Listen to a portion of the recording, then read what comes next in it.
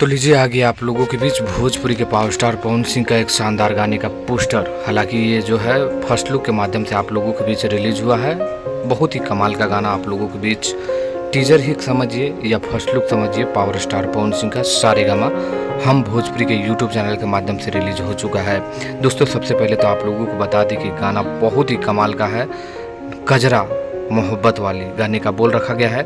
गाना बहुत ही कमाल का है। पवन सिंह शिल्पी राज गाए, आशुतोष तिवारी ने लिखा है, प्रियांशु सिंह ने इस गाने को म्यूजिक दिए हैं। और इस गाने का फर्स्ट लुक के तरह के समझिए, इस गाने का जो है ऑफिशियल आप लोगों के बीच सारेगामा हम भोजपुरी के यूट्यूब चैनल के माध्यम से रिलीज कर दिया है। तो जो भी पवन सिंह के फैंस चाह रहे थे कि जल्द से जल्द गाना आए, तो उनके लिए ये खुशखबरी है। ज़बरदस्त गाना है और आप लोगों को एकदम मज़ा देने वाला है। तो बस आप लोग बने रहिए, आने वाले 1 से 2 या 3 दिन में आप लोगों के बीच ये गाना फुल वीडियो के माध्यम से रिलीज कर दिया जाएगा। तो ये टीजर नहीं देखे होंगे तो जाकर सारेगामा हम भोजपुरी पर देखिए। कैसा लगा है कमेंट करिएगा।